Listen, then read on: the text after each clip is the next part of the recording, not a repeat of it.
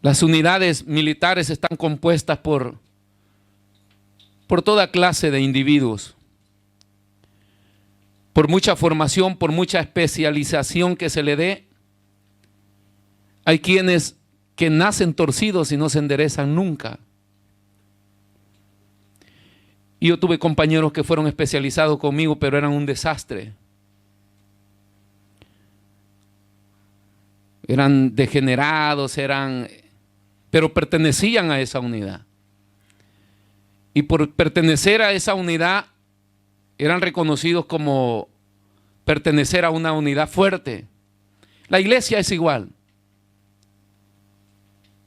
Les decía uno de estos días que alguien dijo: la iglesia es la futura esposa del Señor.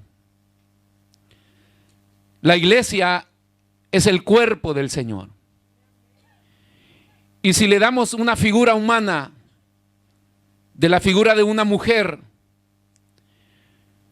puede ser una mujer flaca, les decía, una mujer desgreñada, o sea, despeinada, una mujer que cojea, que cae, débil, pero sigue siendo la iglesia del Señor, sigue siendo el cuerpo del Señor y sigue siendo la futura esposa del Señor.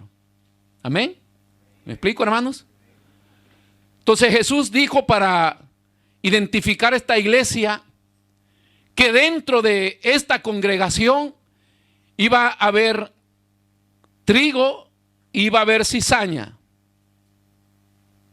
pero que no se podía tocar ninguno de los dos. Y hay un proceso de Dios, y aunque hayan esta clase de personas ahí, pero sigue siendo la iglesia del Señor, y Él la ama, Él la respeta, Él la honra, Él la cuida, Él la bendice. Bueno, no se preocupe por lo despeinada que está, Él la peina. No se preocupe por el descuido del maquillaje, Él la maquilla. Porque es su esposa, porque es su cuerpo. ¿Y quién descuida su cuerpo? Solo una persona que ya esté abandonada y que haya perdido todo sentido de la vida. Pero una persona que no ha perdido el sentido de la vida, cuida su cuerpo. Hay higiene, hay buena alimentación, hay cuidado, buen trato. Porque cuida su cuerpo, y esa es la iglesia del Señor. Entonces Satanás lo sabe, que la iglesia del Señor, aunque la vea como una figura que ya está cayendo, que ya está moribunda, sigue siendo la iglesia del Señor. Y el brazo de Dios está extendido para cuidar de esa iglesia. Y como estamos en un tiempo de gracia, donde Dios renueva su misericordia cada día, y donde Dios nos ofrece todas las oportunidades de la vida, de repente dejamos de ser desgreñados y aparecemos bien peinaditos, bien maquillados, bien vestiditos. ¿Y qué pasó? El dueño de ese cuerpo ha tratado con la vida de alguien. Porque el cambio en el evangelio no tiene nada que ver con lo que nosotros queramos influenciar o hacer. Es importante la ayuda que nosotros podamos dar o brindar a las personas, pero el cambio interno de la persona es un proceso de Dios a través del Espíritu Santo. Solo Dios puede generar cambios. Solo Dios puede cambiar la naturaleza del lobo para que se convierta en oveja. Solo Dios. No soy yo, no es usted, ni es lo que yo quiero. Solo un encuentro con Dios puede hacer que esa naturaleza cambie. Por eso es que tenemos que quitarnos la mentalidad de que yo quiero que sean como yo, y que no tiene que ser así, y que no debe ser así. Está bien, todas sus ideas y lo que usted piensa es correcto, pero durante Dios no cambia a esa persona, usted no va a ver cambios. Puede ver mejorías que no sirven a nada la mayoría de veces. Porque nosotros ¿Cuántas veces hemos dicho, me propongo? Mi mamá le decía a mi hermano, ¿por qué tomas? Le hacían unas curas a mi pobre hermano que quizás por eso anda todo despistado. Le daban agua de alas de sope, de gallinazo. Le hacían no sé qué cosa, un montón de horchata, porque mi hermano salía, se emborrachaba, regresaba a los 15 días, regresaba a los años. Bueno, les he contado muchas veces que se llevaba una muchacha a la casa y cuando ya no quería estar con ella, él se iba de la casa y la dejaba ahí. Y la pobre esperaba sus 3 meses, 6 meses, su año. No, a los 3 años aparecí. Para quitarle el vicio. Y mi hermano en son de broma le decía a mi mamá, jefa, hoy voy para el pueblo, pero de acá para allá no tomo. ¿Sabe? Le decía cuál es el problema, que de allá para acá vengo borracho. O sea, los hombres nos proponemos cosas y tenemos buenas intenciones, son las intenciones que nosotros conocemos, tenemos buenas intenciones de cambiar y hay días que pasamos luchando. Cambiamos nuestra vestimenta, cambiamos nuestra manera de pensar, de hablar, de accionar, pero como estamos luchando nosotros mismos, tarde o temprano, estamos viviendo una naturaleza que no nos corresponde, porque no podemos aparentar ser cristianos sin haber nacido de nuevo. Hasta que ya Dios cambia la naturaleza, entonces nosotros vivimos una naturaleza nuestra, genuina, no de apariencia, natural. Natural. Pero ese es el cambio y esa es la iglesia del Señor y eso es lo que el Señor hace en nuestras vidas. Pero hay motivos, hermano, y hay por qué aferrarnos a nuestro Dios a pesar de lo que nosotros veamos hoy. Porque ¿qué veo con mis ojos yo? Una realidad incierta, una realidad que me da incertidumbre, que trae al ser humano. Y yo escucho a veces las hermanas y dicen, ¿y cuándo va a tener otro hijo? Y dicen, no, ¿para qué? ¿Que no ve cómo estamos? La gente está preocupada ya, la humanidad está preocupada porque ¿qué le van a dejar a sus hijos como planeta? No hablemos de otra cosa, de planeta. El planeta lo hemos autodestruido nosotros y está a punto de entre 50 años se cree que va a ser un caos. Ay, de nuestros pobres jóvenes. Y la gente dice, ¿para qué seguir teniendo más hijos? Si este mundo no ofrece nada de vida buena. Entonces, hay incertidumbre en nuestra realidad. La Biblia tiene otro lenguaje.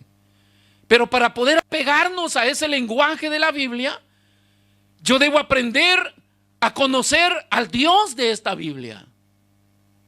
Y la única manera de conocer al Dios de esta Biblia es a través de su palabra. Escrita, transcrita. Quizás con errores por haberla transcrito a otras lenguas. Pero un porcentaje muy alto es la palabra de Dios. Es la verdad de Dios. Y lo que pueda estar torcido, cuando buscas la verdadera interpretación de la palabra, que no estamos solos, sino que el Espíritu Santo está con nosotros, porque Él dijo, cuando venga el Espíritu de verdad, os guiará a toda verdad. Y Él nos lleva a indagar y a buscar el verdadero significado del original para poder entender que esta palabra es la palabra de Dios. Es una palabra verdadera, dictada por un Dios verdadero, que no es un Dios muerto, que no es un Dios que falla, que no es un Dios que promete y no cumple, es un Dios real, evidente, vivo, que lo que ha prometido lo ha cumplido y sigue cumpliendo a pesar del tiempo que nosotros vivamos. En la era que nos encontremos, Dios siempre se ha presentado para decir, estoy presente para hacer lo que he prometido. Cuando los hombres le han creído, cuando los seres humanos han confiado en Él. Él se presenta. Y esta es una evidencia de lo que encontramos en el libro de Daniel. La evidencia de un Dios verdadero que nos lleva al tema de hoy, viendo más allá. Viendo más allá. Daniel capítulo 3, usted lo abre en su versículo 1 y ahí tenemos la historia de un sistema de gobierno, de un imperio que comenzó a reinar en la humanidad, el imperio babilónico, que metió un sistema de vida con leyes y estrategias nabucas, o sea, de Nabucodonosor. Sistemas de vida a la cual el ser humano se tiene que someter. Todos estos personajes han sido tipos de Satanás. Cuando va a estudiar el lenguaje de la Biblia, se va a encontrar con figuras, con símbolos y con tipos. El tipo es el que se levantó y queda ahí, un tipo de Satanás. Isaac, tipo de Cristo, presentado como sacrificio.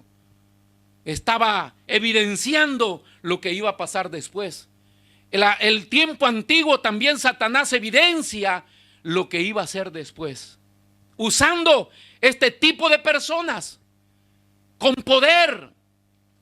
Satanás siempre busca personas de influencia, personas de poder para destruir a la humanidad, pero especialmente en este tiempo. En el tiempo antiguo buscaba destruir toda la humanidad, hoy ya la tiene en sus manos, pero en este tiempo busca destruir la iglesia, la simiente de Cristo. O sea, usted y yo. No se sienta tan confiado de decir, yo no tengo enemigos. Tenemos un enemigo real,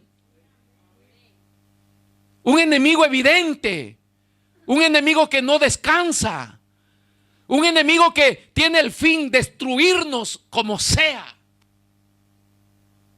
Los tipos de Satanás en todas las eras o edades hemos visto, han evidenciado lo sangriento que han sido, sea para cosas buenas o para cosas malas. Acá, por ejemplo, hablamos que el que no se postrara, vea, cuando Nabucodonosor ve la evidencia de que Dios estaba con aquellos hombres, todavía dice, el que no se postre al Dios de ellos, hay que descuartizarlo. O sea, un vocabulario común, normal. Hoy vivimos en una época donde nuestro vocabulario es normal, aunque sea fuera de norma, subido de tono. En los tiempos atrás, cuando nuestros padres nos llamaban y uno le decía, ¿qué? Más terminaba en hacer cuando ¡pah! Le caía en la mano la manota de la mamá o del papá o del hermano mayor que estaba a la par. Allá en mi país, en mi tierra, dice, ¿por qué me chupa el jute? Porque el jute es unos animalitos como conchas que se encuentran en los ríos, no sé si los conocen, larguitos, son unos caracolitos. Entonces se le corta la colita y uno los mete a sancochar en el agua y después está que chupándolo para que salga el gusanito ese. Es una comida, ¿verdad? Pero en aquel tiempo hasta hace, no, hoy los hijos, hermano, los padres dejaron de regañarlo porque los hijos se explotaron. Porque vivimos en una generación donde las normas morales se cayeron. Y la influencia de vida que tenemos, que está influenciando a todas las generaciones, sea adultos, sea jóvenes o sea niños, nos ha llevado a ver que todas las cosas hoy son normal. Y lo que podemos decir es normal. Subimos notas de vocabulario. Yo recuerdo que en mi tiempo, cuando ya cumplían los 18 años, ya no, los jóvenes comenzaban a salírseles algunas malas expresiones en el hogar. Pero los padres todavía se le quedaban viendo y a veces le daban y le decían, no me importa que ya seas hombre, acá no vas a tener ese vocabulario. Y yo llegué a hombre y yo decir malas palabras delante de mis padres, eso nunca existió. Afuera eran desenfrenados, pero dentro de mis padres, porque así me educaron, no era normal. Hoy cuando yo escucho un hijo que le dice al padre, si quieres tú agárralo, yo digo, este hay que ahorcarlo. Sí, pero es la influencia de vida que tenemos hoy, que nos las ha enseñado aunque el mundo y hoy aunque la iglesia, ¿no? Porque tú eres mamá, pero también eres amiga. Son dos conceptos diferentes. Si eres mamá, no eres amiga. Y si eres amiga, pues dejas de ser mamá. Tú eres la esposa de tu marido y eres la amante. ¿No enseñan así en los púlpitos? O sea que cuando el esposo se le gira la chavata, porque no se tiene una misma relación con su esposa como tener un amante. Al menos lo que sabemos y conocemos. Pero cuando se le gira la chavata que ya no quiere tener su relación como esposa, entonces busca en ella al amante. O eres esposa. Y ahí terminó. Amante no existe. Amante es un vocabulario vulgar para aquel que rompió las reglas del pacto del matrimonio. No tiene nada que ver. Pero hoy nos enseñan eso, a que nosotros tengamos esa mente abierta. Y eso ha hecho de nosotros los cristianos en todas las edades a que todo sea normal. Usted ve dos muchachas besándose en la calle.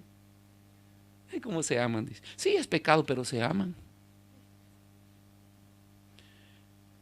En aquel tiempo usted agarraba una piedra y se las tiraba. Era una cochinada. Hoy ya no se puede hablar eso, cuidado. Hay juicio ahí abierto. Pero son cosas normales que aunque el mundo las ponga normales, nosotros no nos tenemos que acostumbrar. En nuestro corazón, en nuestro espíritu, delante de Dios y en nuestro estilo de vida, nosotros tenemos que cuidar todos esos pajaracos que son parte de un sistema montado por Satanás para influenciar en nuestras vidas, destruir nuestra fe y nuestra relación con Dios y luego dejarnos al descubierto enfrente de las adversidades, y que cuando queremos que Dios reaccione, Dios no reacciona, y en hacernos murmurar contra Dios y decir, ¿dónde está Dios? ¿Y por qué Dios permite? Ese es el fin de Satanás.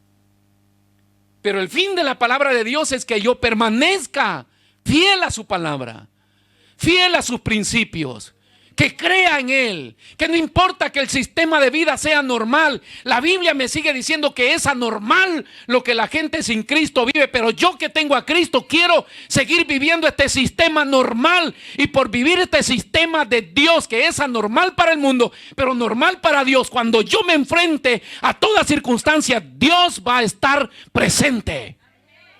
Dele gloria, hermano, dele alabanza al Señor. O sea, si yo necesito a Dios en mi vida, usted necesita a Dios en su vida todos los días. Esto no es por declaración, que es el sistema que la iglesia declara, hermano, usted vive en pecado, pero ahí la sangre de Cristo cúbrase y que el Señor venga. No, no, no. Si usted no adopta esta posición de la Biblia y permanece fiel contra la oposición del mundo, Dios no va a ser fiel con usted.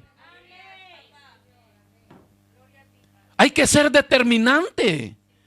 Estos 4 muchachos que fueron llevados cautivos, que representan, son el tipo de la iglesia.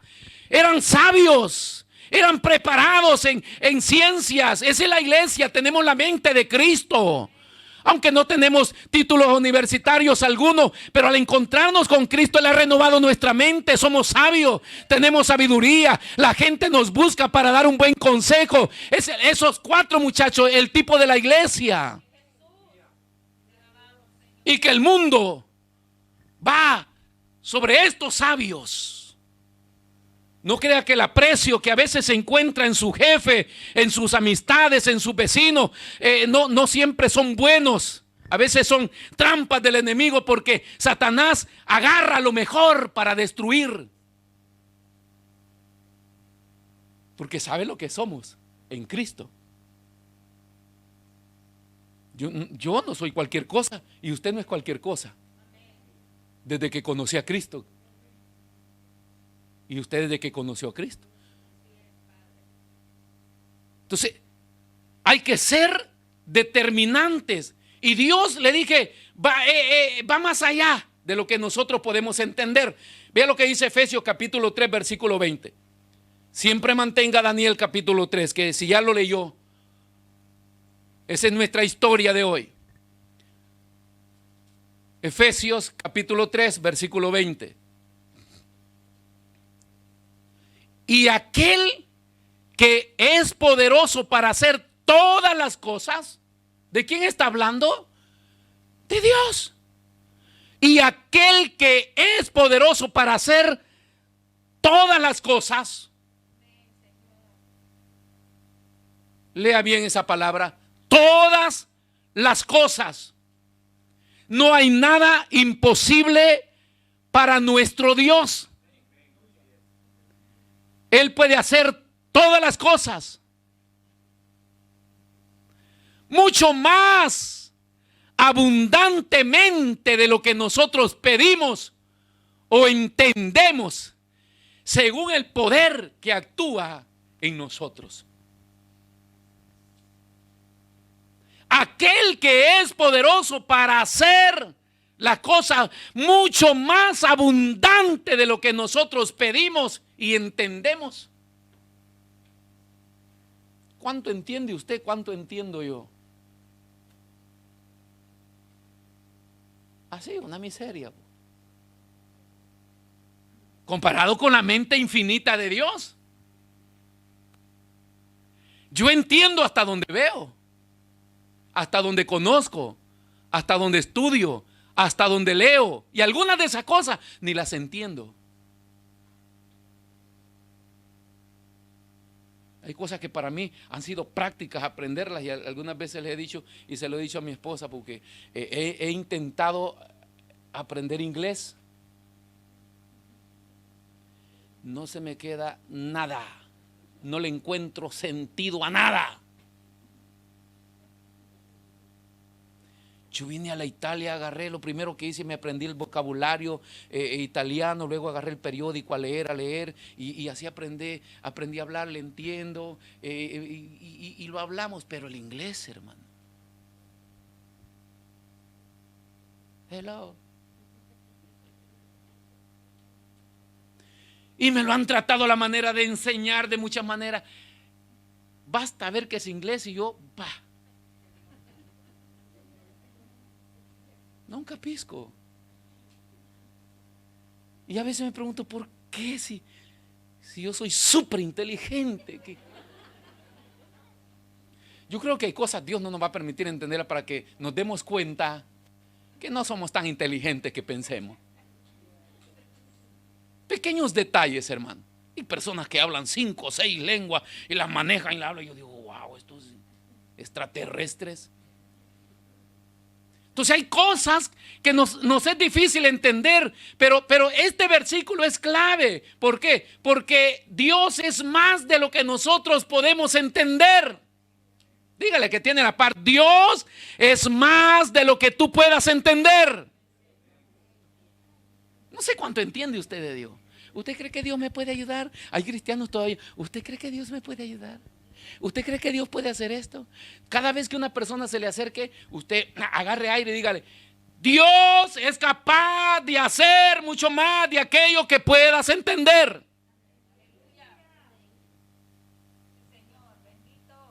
En base al poder que actúa en nosotros. Esto habla de relación.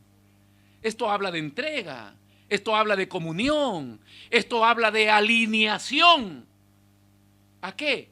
A la palabra de Dios. Todo nos va a llevar a la palabra de Dios.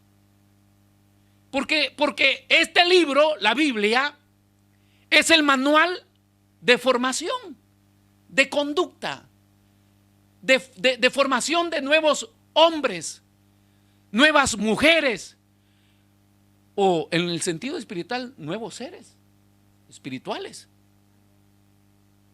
Porque desde que se nace de nuevo, se comienza con esto. Aquel que nació de nuevo debe comenzar con esto. Con el vocabulario, con las vocales de este libro. ¿Tiene vocales este libro? Sí, la primera clase es las vocales. Después vienen las consonantes. ¿Lo encontró en la Biblia? Las vocales. Cuando usted fue a la escuela por primera vez, bueno, en mi tiempo no existía ni kinder, ni asilo, ni nidos, ni que nada, hermano. Ya. Un leño nos esperaba desde que llegamos al primer grado. Ahí no había nido, ahí era un cuartel. Pero desde que llegábamos se comenzaba, ¿no?, con las vocales. Ah, usted iba a ver los niños de primer grado. Ah, todos en coro. Y vamos a hacer una prueba. Al contar 3, vamos. A, B, E, C. No, ya me equivoqué. A, E, I, O, U. Dígala rápido. A, E, I, O, U. ¿Se las aprendió? Sí. Plana. Esa redonda con una colita arriba parecía manzana. Esta Biblia tiene... ¿Y cuáles esas vocales? Pablo dice que son los primeros rudimentos. Lo que debe saber el cristiano de inicio. Y ahí comienza la formación de nuestra vida. ¿Por qué? Porque cuando nos alineamos a esta palabra, es cuando la relación, la comunión y la revelación de Dios comienzan a ser diferentes. Les repito, cuando nos alineamos con esta palabra de Dios es cuando mi relación, mi comunión y la revelación de Dios comienza a ser diferente en mi vida.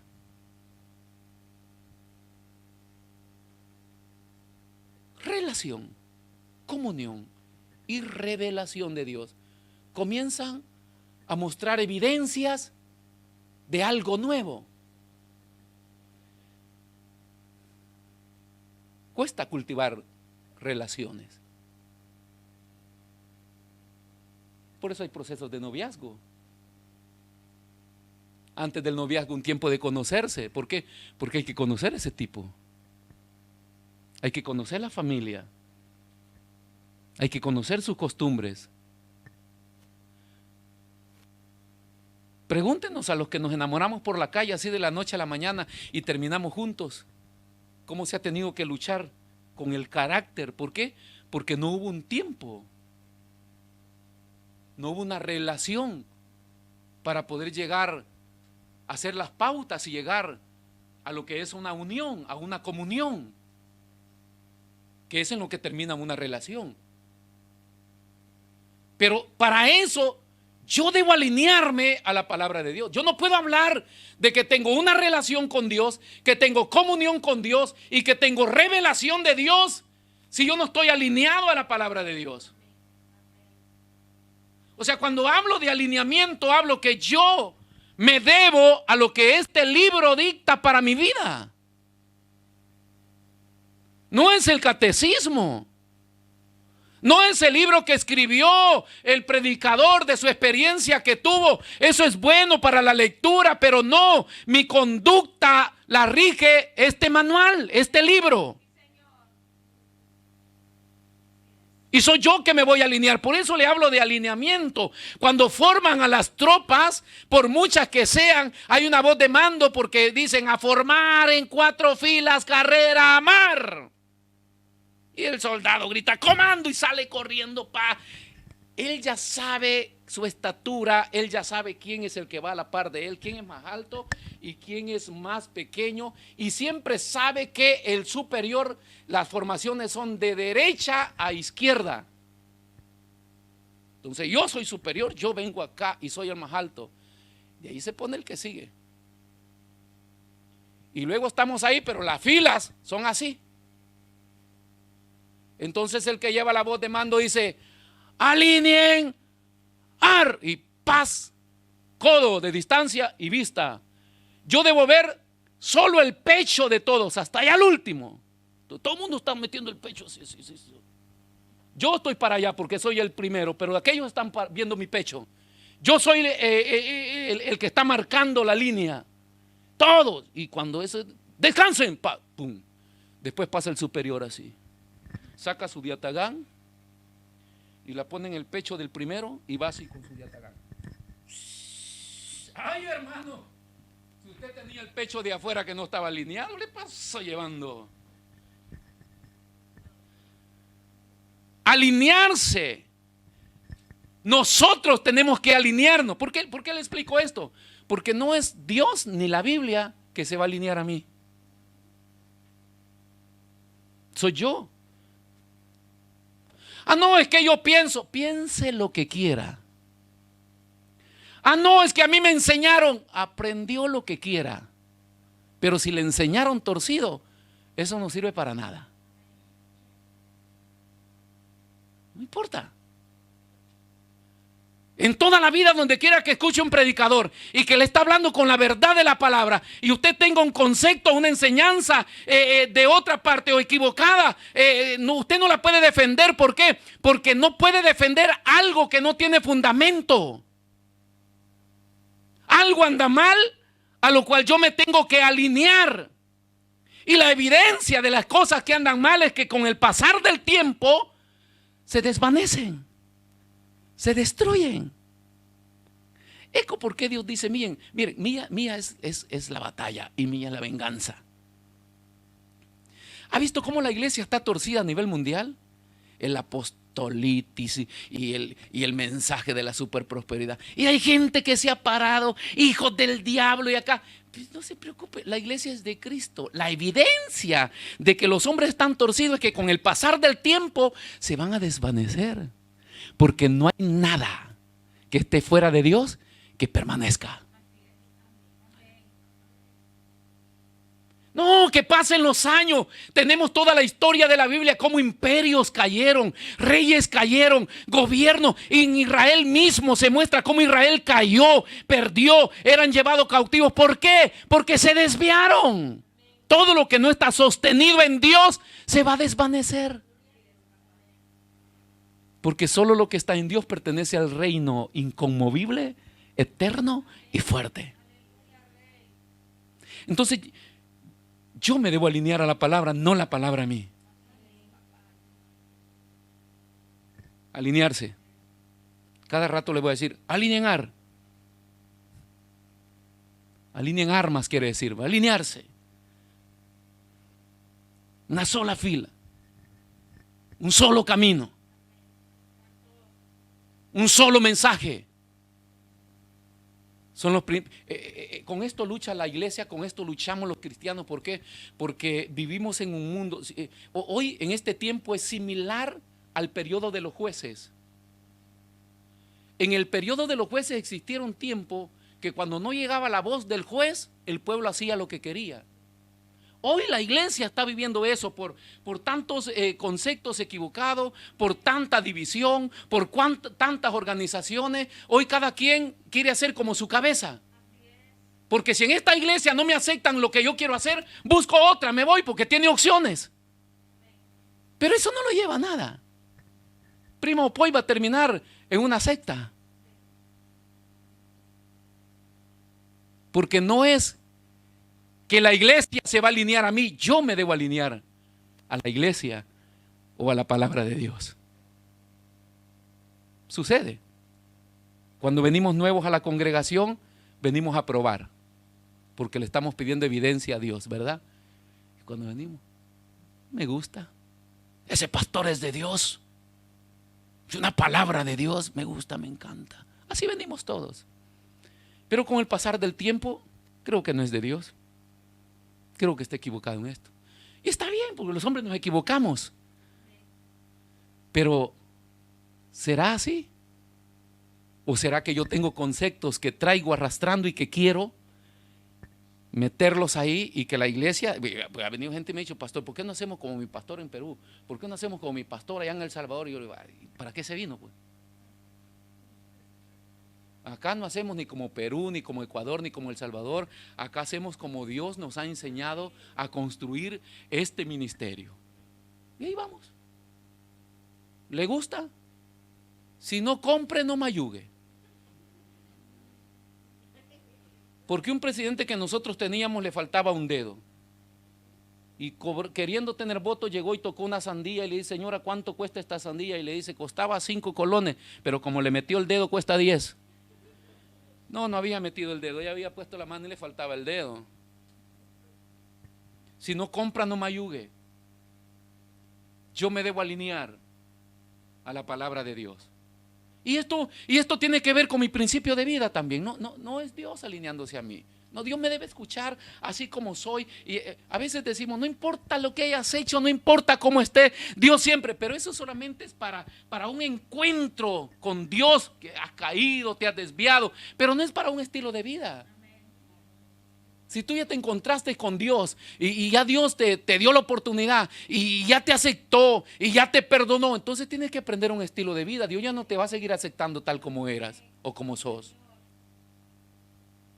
Tiene que haber evidencias de cambio y cultivar relación. La relación con Dios. La relación que tiene que ver con mi devocional, con congregarme, con leer la palabra, con orar, con ayunar, con tener buena relación con mis hermanos y especialmente tener buena relación con los de afuera. Porque estar bien con los hermanos es lo más fácil que hay. Peor hoy con mascarina. Yo no sé si usted me está viendo mal, me está haciendo muecas. Hoy usted es santo para mí. Solo sé que cuando los ojos le hacen pequeños porque está riendo. Pero si le hacen así, algo anda mal. Acá es fácil tener buena comunión fraternal. Pero la mejor comunión debe estar afuera, con los de afuera. Porque esa es la evidencia. Entonces, cultivar una relación, le dije, porque ahí es donde va a comenzar la diferencia en mi cambio, mi relación, que me va a llevar a la comunión con Dios. A tener las cosas en común con Dios, a la aceptación con Dios. Dios se va revelando a mi vida en base, yo voy intentando conocerlo en mi relación. No es que por ahí se conocieron dos muchachos y dice, a ver, mira, tú me gustas y yo te gusto. Sí, ok, vamos a ver, ¿qué has hecho en la vida? Dime, porque tienes que tener las cosas. ¿Quién va a abrir su corazón de prima primera, hermano? Si hay quienes han llegado al matrimonio ya casados, han dicho, fíjate que yo hice esto, ay, reventó una bomba.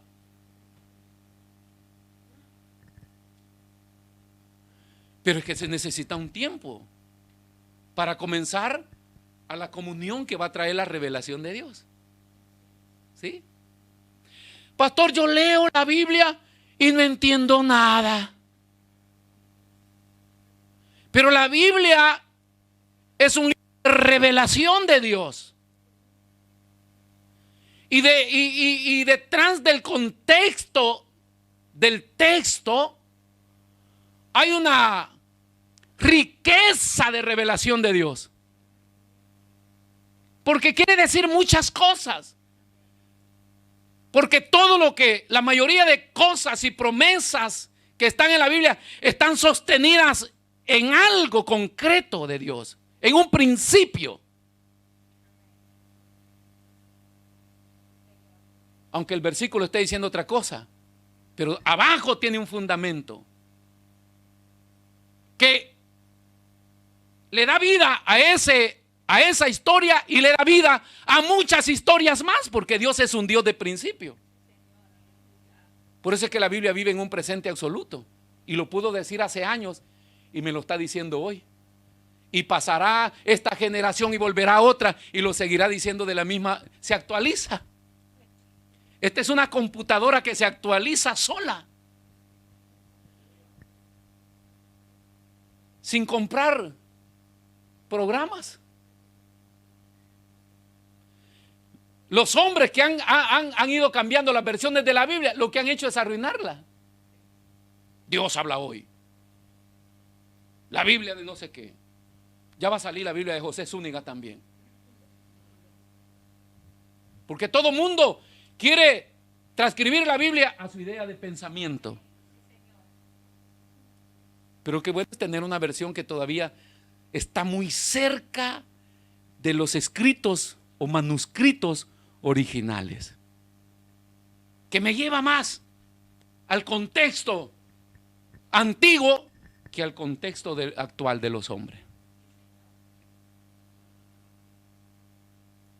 Pero Dios la va revelando. ¿Cómo es posible que no leamos la Biblia y que no me muestre nada Dios? Uno queda anonadado, avergonzado, pasmado.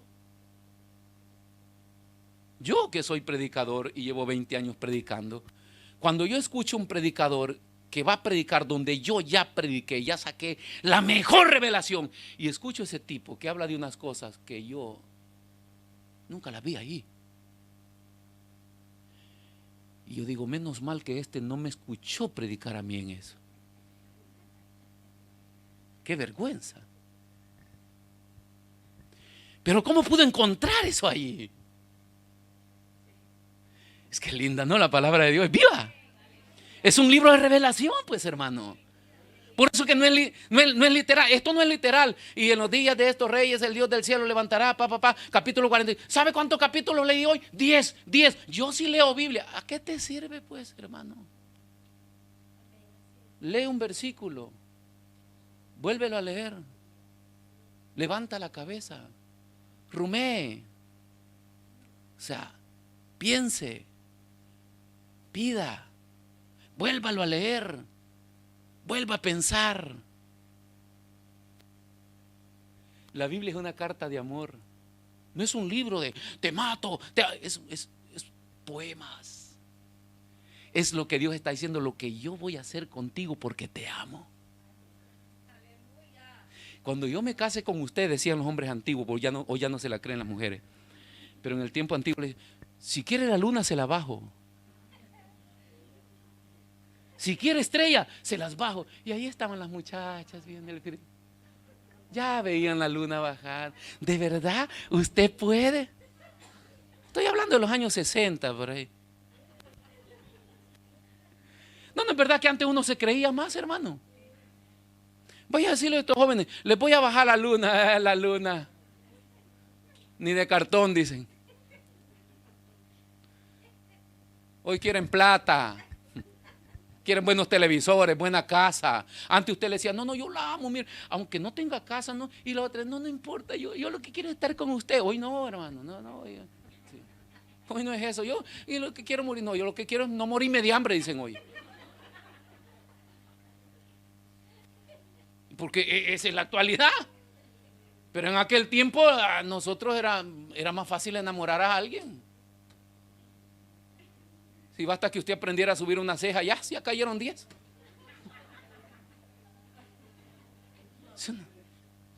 Hoy no, suba una, suba dos, haga lo que quiera, nada más. No existe nada de eso hoy. Entonces vea, es profunda la palabra del Señor. Y por eso le digo, cuando comenzamos a relacionarnos, llegamos a la comunión, y cuando se llega a la comunión, Dios comienza a abrir el tesoro de su corazón y comienza a revelarte. No es solamente de leer la Biblia, yo quiero revelación. No, hay dos pasos importantes. Tienes una relación con Dios hasta que hayas alcanzado la comunión con Dios. La comunión es linda porque la comunión ya tiene que ver con presencia de Dios. Hay tiempos maravillosos de manifestación a tu vida, porque una revelación no puede venir así. Voy a llamar a un muerto para que no. Te vino en un momento de comunión con Dios. Estás con Él y Él se presenta y te dice y te habla.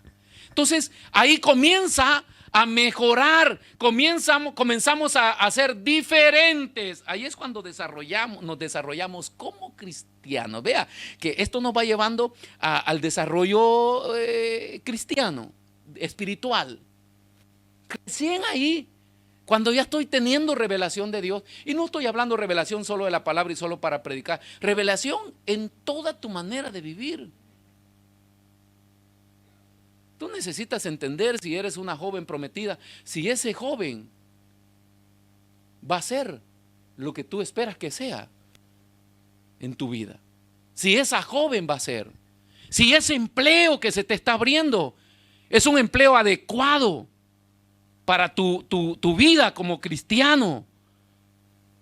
Si ese anhelo que quieres alcanzar está pegado a la palabra de Dios, son cosas que Dios te las va a ir mostrando en su perfecta voluntad a través de una relación que te lleva a la comunión y que te da esa revelación.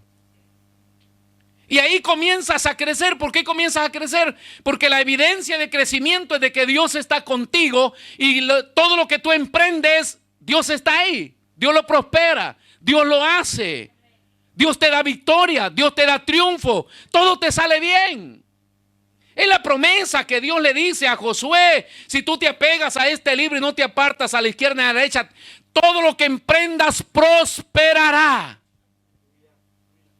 No ande predicando el mensaje de la prosperidad porque ya va incluido acá.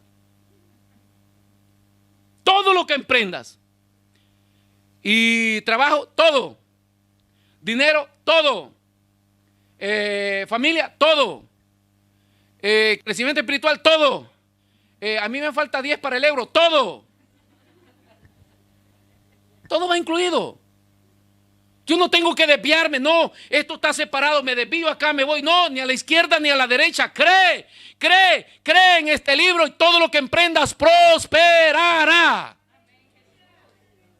Esa es la promesa de Dios. Entonces la evidencia de tu crecimiento es que vas de aumento en aumento.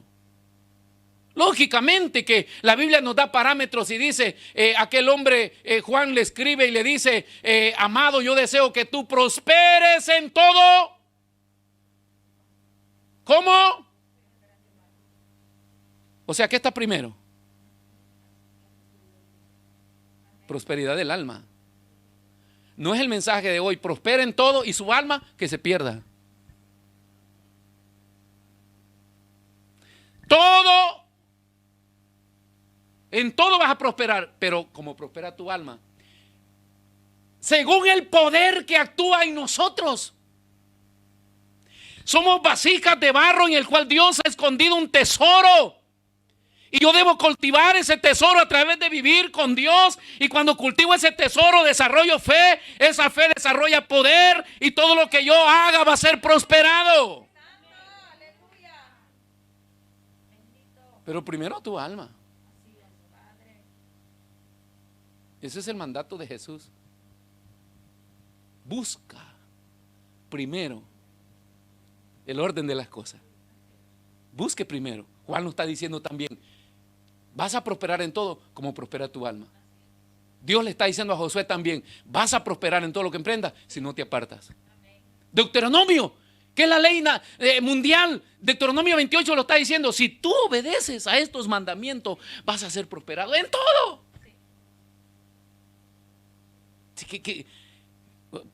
¿Para qué quiere el catecismo, pues, hermano? ¿Para qué quiere otro libro?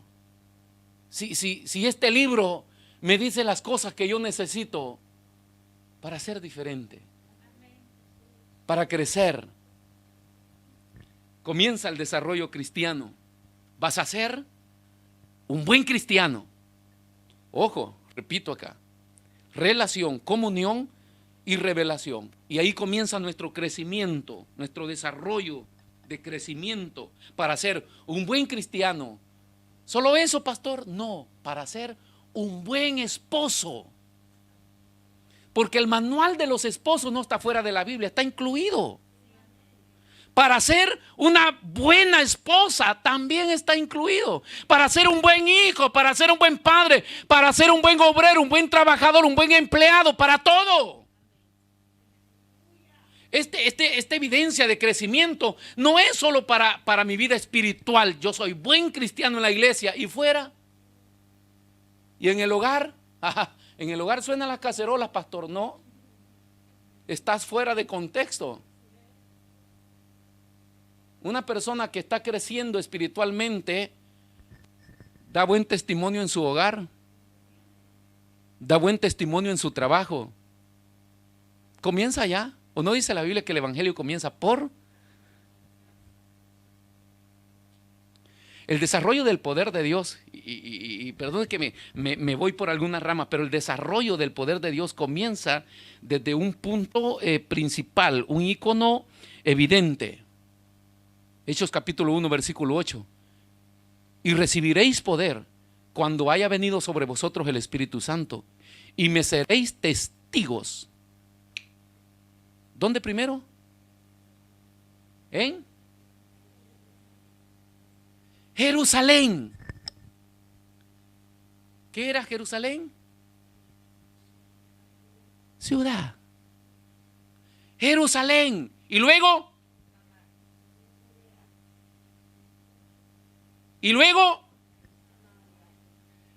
se extiende del sur al norte, Samaria. Y luego,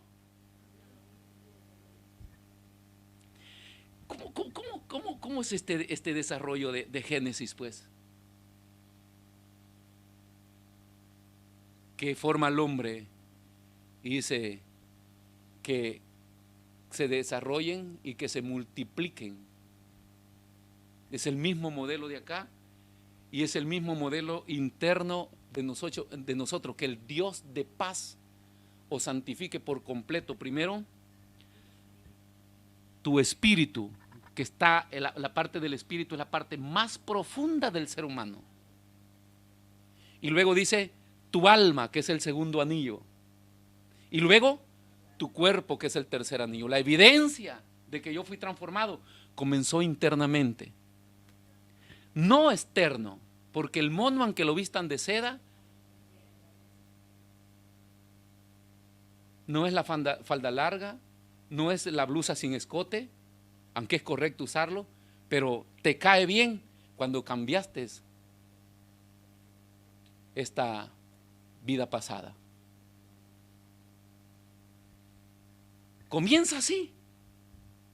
Jerusalén, tu casa, Judea, tu colonia, tu pueblo, Samaria, otra ciudad, y luego hasta lo último en la tierra. Hoy viene un predicador, te profetiza y dice el Señor que va a hacer grandes cosas contigo. Mañana viene con la maleta, pastor, me voy para Francia. Y ya arreglaste el problema que tenías con tu mamá. Ah, no, esa vieja loca no quiere nada con Dios. Che, cual cosa que no va. Hay algo que va contra. ¿Por qué? Porque primero en casa. Te paras en la metro. Cristo le ama, Cristo le ama. ¿Estás bien con tu esposo? ¿Con tu esposa? ¿Con tus hijos? ¿Con tus padres? ¿Con los de tu casa? ¿Con tus vecinos? No, pastor, entrégueme esos folletos, vaya a arreglar las cosas allá. ¿Por qué no funciona así? Nadie puede dar de lo que no tiene. Por eso es que la gente se vuelca a las calles y dice, evangelizamos tantas personas. ¿Cuántos se convirtieron? El resultado niega lo que hicimos. Este es otro tema. Porque no se puede despegar el carácter de mi acción. Va acompañado. Entonces vea cómo nos lleva en un crecimiento integral. Buen cristiano, buen esposo, buena esposa, buen hijo, buen empleado, buen jefe. Podemos ser buenos en todas las áreas de nuestra vida. Y finalmente es cuando descubrimos que nosotros, que pensábamos que no éramos buenos para nada, comenzamos a descubrir que dentro de nosotros había un manantial de sabiduría que comienza a brotar. Y esto yo lo he experimentado en mi propio pellejo, dicen allá en el buen salvadoreño. Porque yo sabía de guerra, estrategias de guerra, y me paraba ante mis soldados y vamos para tal parte y sacaba el mapa, vamos al escalímetro, vamos a medir, y ya les hablaba y les marcaba todo por donde íbamos a ir. Todo eso estaba bien, pero yo pararme delante de otras personas para hablarles o argumentar de otros temas, yo no, esa cosa se me caía la cara de vergüenza. Y lo fui experimentando según la transformación y el respaldo de Dios en mi vida ministerial. Y hasta el día de hoy hay personas que dicen, el pastor pasa ahí, se para, no tiene vergüenza. No, yo si a veces ni verlos quiero. No por otra cosa, sino por vergüenza. Porque hay gente que fue formada desde pequeño estar al frente, ¿no? Sí, yo veo, y yo veo que algunos ahí andan, más que todo en mi casa, veo a estas muchachas que están estudiando, hay días que las veo, y el lunes, el martes más, el viernes más, y el sábado más. Y yo le digo, ¿qué les pasa? Ay, es que hoy tengo exposición. Cuando tenemos un tiempo de exposición en la escuela, ¿no? ¿Cuántos temblaron, hermano? Y qué lindo estudiar esa exposición en casa, ¿no? Y cuando usted se paró enfrente, hermano, parece José Zúñiga y el inglés. Y está. Y cuando dice, no, es que yo había estudiado, esos son los comentarios después, yo había estudiado, yo me había preparado. Quieren convencerse al maestro, el maestro le cree que el problema es que el maestro tiene que calificar eso también, que usted venza eso. Eso fue su error de todo lo bueno que usted pudo hacer. Pero es parte de esa preparación. Pero cuando ya nos convertimos y comenzamos a meternos con Dios, comenzamos a descubrir que hay un manantial que comienza a fluir, a brotar. Yo tomé todos mis, y de esto ya le pedí perdón al Señor, porque yo tomé todos mis sobrinitos, el que iba creciendo tenía que andar conmigo y terminaba borracho. Sí, vamos a tomar, a lo que cayera, hombres, ¿no? Y entonces sobrinos, primos, todos cayeron en la red malvada, porque para eso era bueno. Y hoy hay gente que viene y me dice, pastor, quiero pedirle un consejo. Y a veces digo, yo consejo, yo consejero, me dan ganas de quitarme José y ponerme Job. Se sentaba en las entradas de las murallas del pueblo para aconsejar. ¿De dónde no es verdad que a usted también le vienen ganas de aconsejar? Cuando ya estudia la palabra y conoce, comienza a fluir, pues. Y usted comienza que las personas le conversan y automáticamente le van colegando y usted comienza a fluir y a dar un consejo. A veces uno no se da ni cuenta, pero de un consejo. ¿Por qué? Porque en este crecimiento, en esta relación con Dios, la evidencia es esa, que dentro de usted se abre un manantial de sabiduría y comienza a ser útil para el Señor, para la obra del Señor, para otras personas. Pero ¿qué es lo que le ha llevado a eso? Es que su vida se está alineando a la palabra de Dios. Cuando nos desviamos de la palabra, el mejor consejero se vuelve torpe. Qué lindo, hermanos. Esto era solo la introducción. No la terminé. Pero dejamos acá, porque es parte de un mensaje profundo de lo que nosotros tenemos que hacer. Y vamos a seguir hablando de este sistema de pensamientos. Nos quedan unos minutos. Es importante ubicarnos. Esto es importante. Esto que le voy a decir, ubicarnos, ¿verdad? Porque cuando vamos a Daniel encontramos que estos muchachos pasaron una experiencia de fuego. El domingo pasado estuvimos hablando del fuego, ¿no? El fuego en el altar y que consumía los holocaustos. Pero la Biblia también, textualmente, cuando hablamos de fuego, tiene otros contextos. Porque el fuego también significa tribulación, pruebas, problemas. Pero el contexto que tenemos también de la Biblia es que significa purificación, unción, bautismo de poder. Así lo dijo Juan. Yo bautizo con agua, pero detrás de mí viene uno que lo bautizará con Espíritu Santo y fuego. Entonces el fuego no es solamente un simbolismo de prueba o de tribulación o de dolor, sino que puede ser un proceso de purificación de Dios.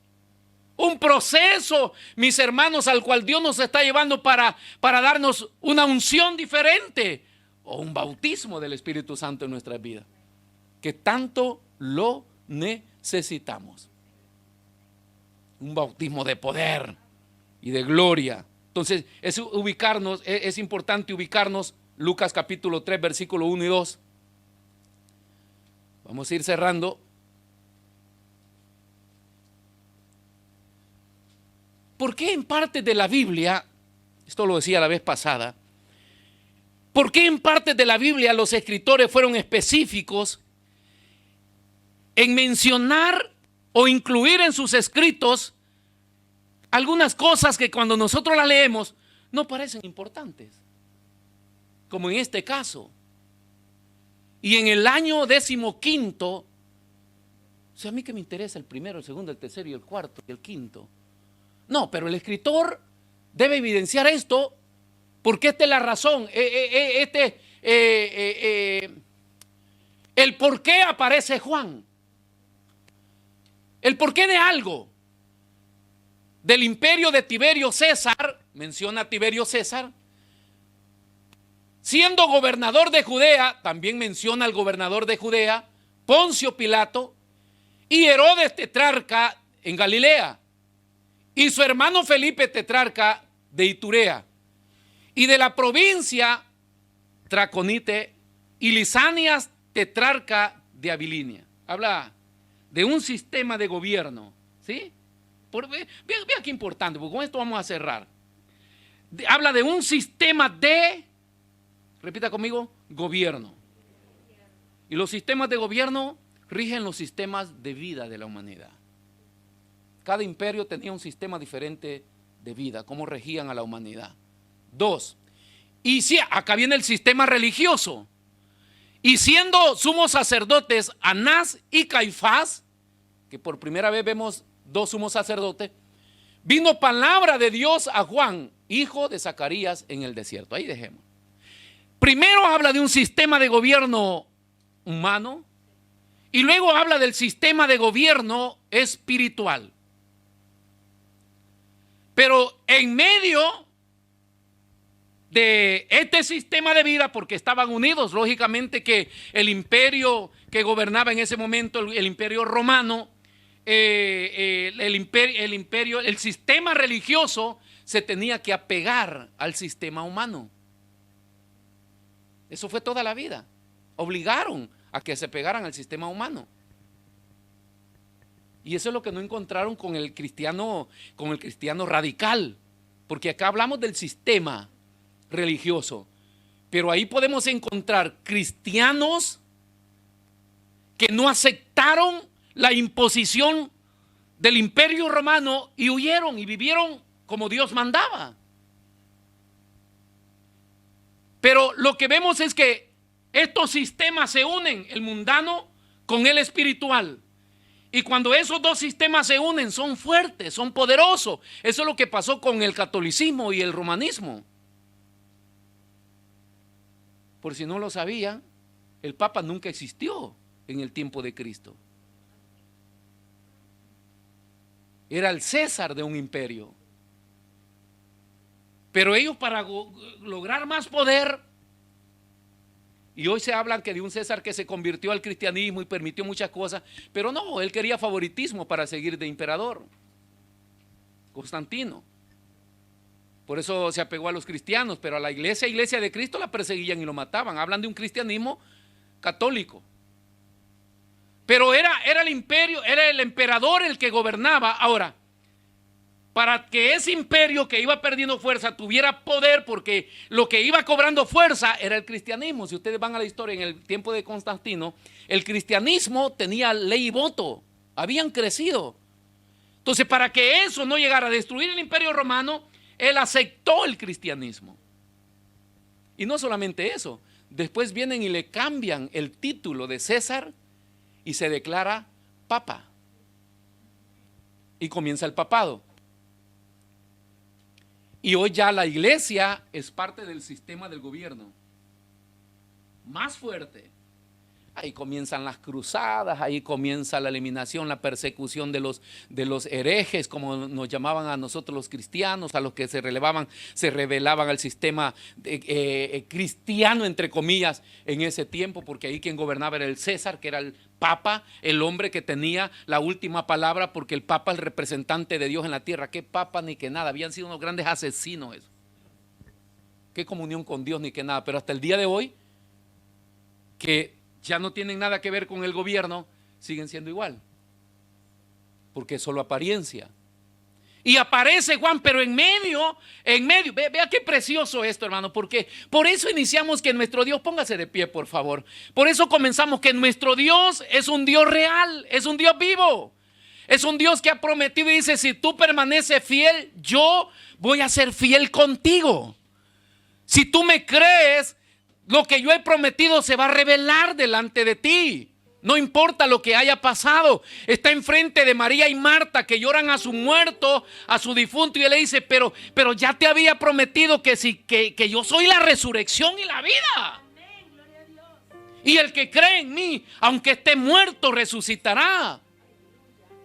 Y ella dijo, sí, Señor, yo lo creo. O sea, si hay algo maravilloso de Dios, es que en medio de tu tormenta, Él siempre se va a manifestar.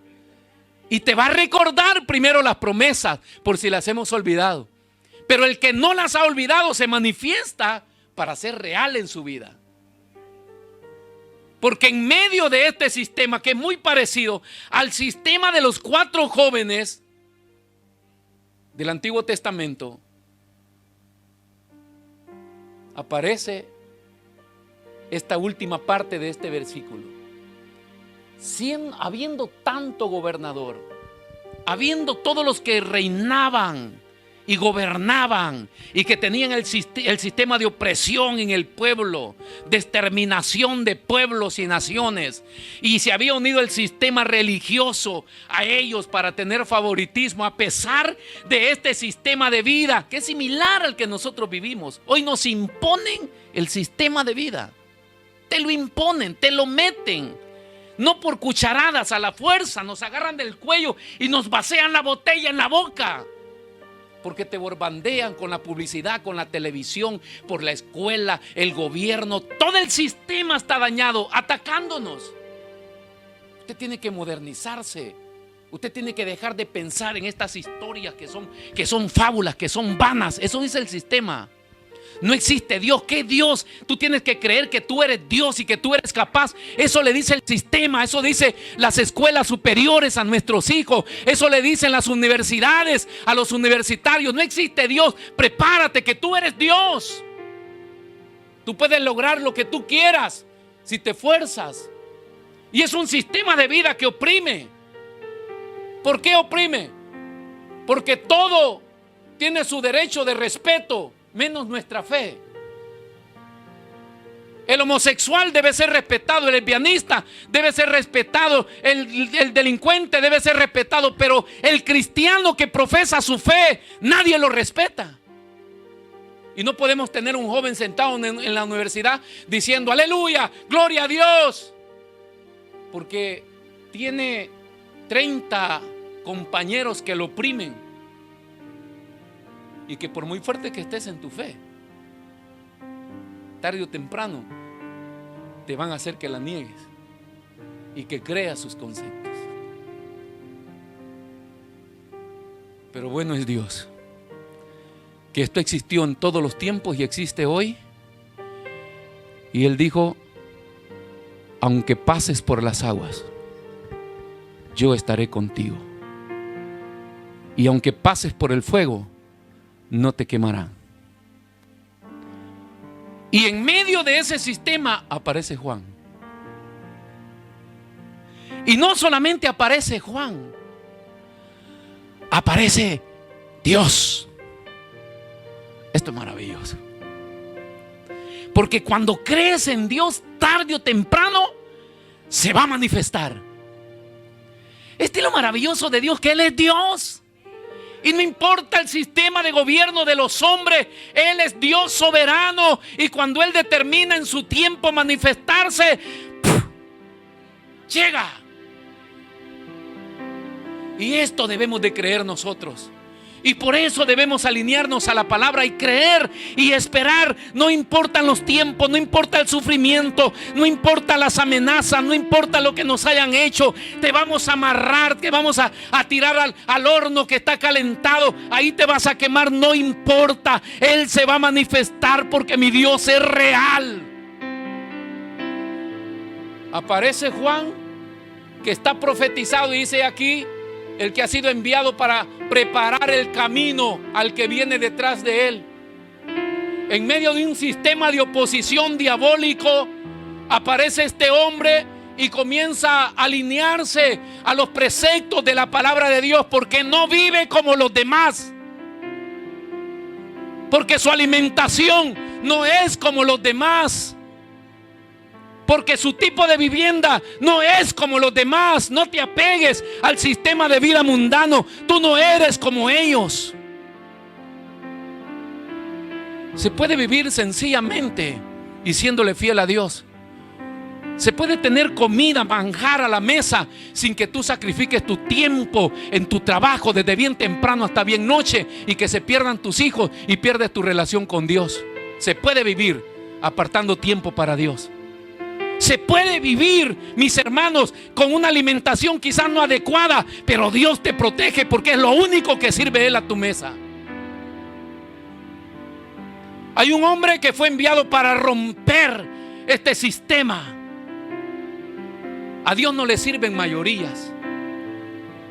Usted no vea para los lados y vea 1 metro de distancia. Hoy somos más, 80 personas, estamos quedando poco. A Dios no le sirven mayoría. A Dios le sirves tú. Y el que está a la par, pastor, ese problema de él con Dios. A Dios le sirvo yo y le sirves tú.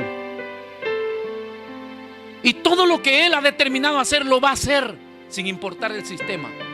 A Dios no le importa lo que esté enseñando la escuela primaria, lo que esté enseñando la escuela secundaria, lo que esté enseñando la superior, lo que esté enseñando la universidad. A Dios no le importa lo que están imponiendo los gobiernos. A Dios no le importa lo que están aceptando los gobernantes en el mundo. A Él no le importa. Él tiene un horario cronológico de hacer las cosas. Y cuando se llega la hora, Él llega y se manifiesta para hacerlo.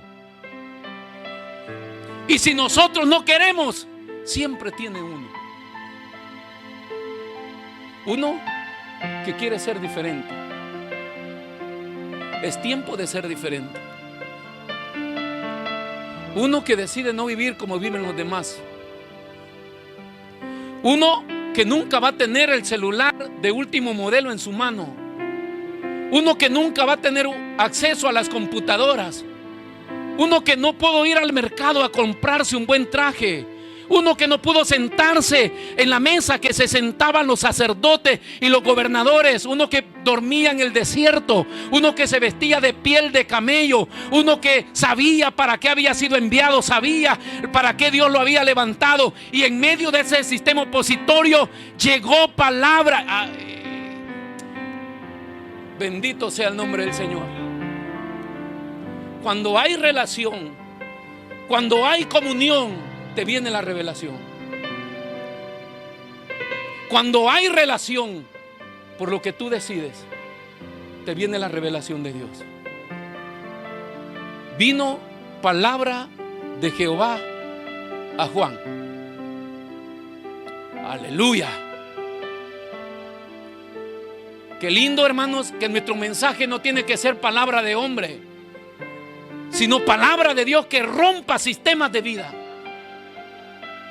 Que rompa, hermano, toda barrera que se haya levantado, que nos oprime y que nos está llevando a renunciar a nuestra comunión con Dios. Suéltese ahora, porque no todos los fuegos son de tribulación. Estos jóvenes los atan, los amarran, los empujan, caen atados al fuego. Pero cuando Nabucodonosor los vio, estaban caminando.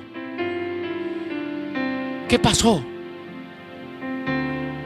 El fuego de Dios desata. Quedaron sueltos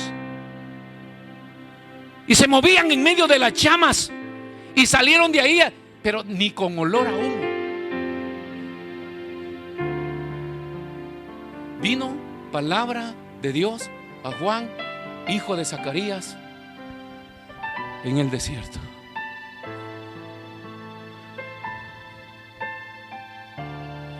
Ayer escuchaba un hombre decir que tenía tantos años de haber llegado a ese ministerio y contaba su experiencia cuando Dios lo llamó.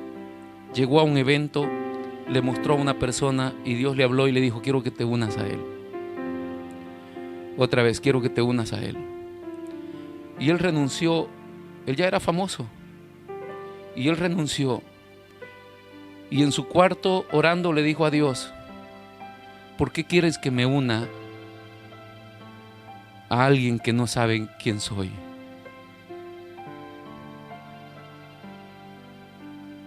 Porque el hombre anda en busca de fama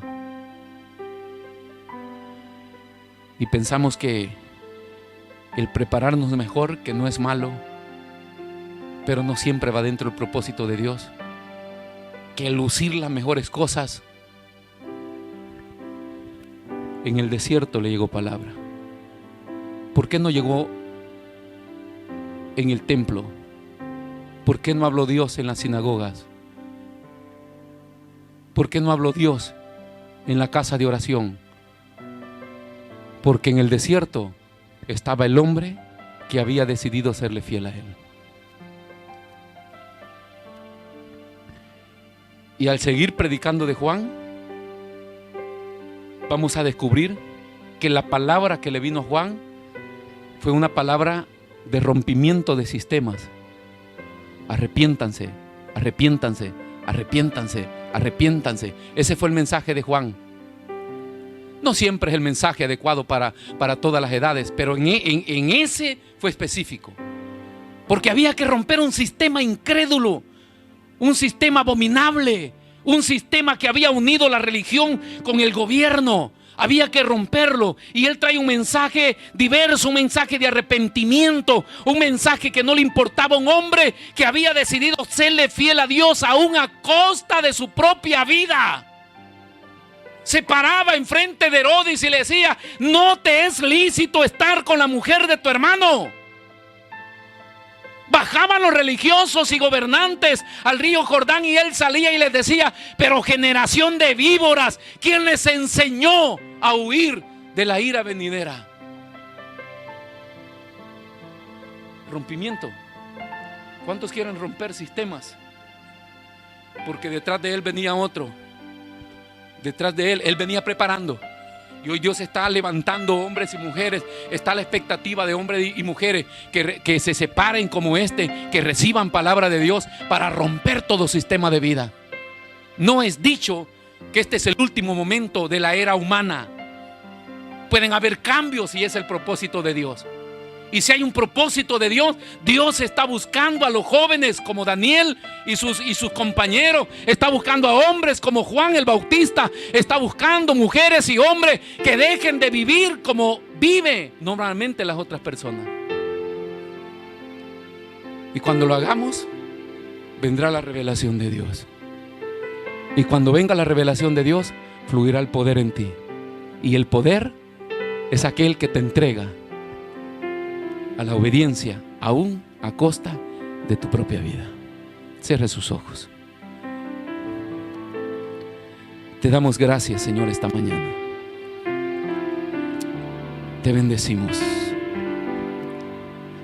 Yo no sé si hay personas a las cuales el Espíritu Santo les ha hablado a través de la palabra y que te muestra a través de el libro de Daniel y a través de esta porción de Lucas con la vida de Juan, que la vida no es como tú la ves, y que para ser siervo o sierva de Dios no es como tú lo crees o como alguien te la pintó. Hay un llamamiento, hay decisiones que tienen que venir a tu vida por un nombramiento, por algo específico de Dios. Hay un espíritu de determinación que tiene que operar en tu vida, porque se necesita que estos hombres sean determinantes, tajantes, cortantes en todo. No aceptaré, no me entregaré, no lo haré. Y ahí tenemos a aquellos 4 jóvenes parándose delante de Nabucodonosor, aquel hombre que en sus manos tenía el poder de la vida y de la muerte humanamente, y que les dice: de mí depende de que ustedes vivan tranquilos, sean libres, si se postran delante de la estatua y me adoran. Y ellos valientemente le responden y dicen: no hay necesidad de que de nuestros labios salga una respuesta. Tú lo sabes, oh rey, que no adoraremos a esa estatua, que no nos postraremos. ¿Dónde están los hombres y mujeres que puedan declarar en esta mañana: tú lo sabes, Satanás, que no nos vamos a doblegar a ninguna estatua que se haya levantado en medio de nuestras vidas emocionales, sentimentales, mundanas, a ningún sistema.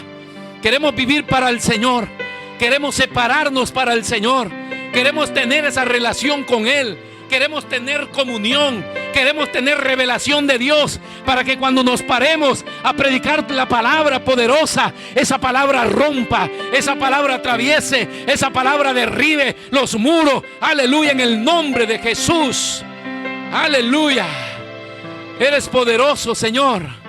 Eres poderoso. Porque hay un obrar de Dios de la iglesia. Hay un obrar de conversión de alma. La iglesia debe avanzar, pero hay hombres y mujeres que Dios ha preparado para puntas de lanza. Hay hombres y mujeres que Dios ha preparado para separarse de todo sistema mundano y vivir para Dios y ponerse a la brecha para ir rompiendo, para ir abriendo. Dios lo va a usar poderosamente, declarándole a gobernantes, declarándole a todo principado, sean estos humanos o sean estos satánicos. Hay gobernadores, hay principados, hay huestes espirituales de maldad, pero hay una, aleluya, hay un poco grupo que se ha separado para Dios, para declarar esa intercesión y pararse y decir: en el nombre del Señor venimos declarando esa victoria, arrepentimiento para las vidas. Aleluya. Ese remanente que sabes que Dios te ha hablado y que sabes que Dios te ha preparado para eso. Hoy es tu tiempo, hoy es tu momento, el Dios de las oportunidades. Bendito sea el nombre del Señor. Bendito sea el nombre del Señor. Y esta mañana nos vamos de este lugar, Señor, con esa palabra en nuestro espíritu, en nuestro corazón, porque tú tienes y eres poderoso para hacer cosas mayores de las que yo logro entender. Maravilloso sea tu nombre. Te pido que sigas ministrando cada corazón, cada vida, y que esta semana podamos, Señor, meditar y reflexionar de que para algo nos has llamado y que somos parte de esta comunidad, de esta iglesia, que puede ser llamado un remanente que tiene que estar parado en la brecha, Señor, declarando tus verdades.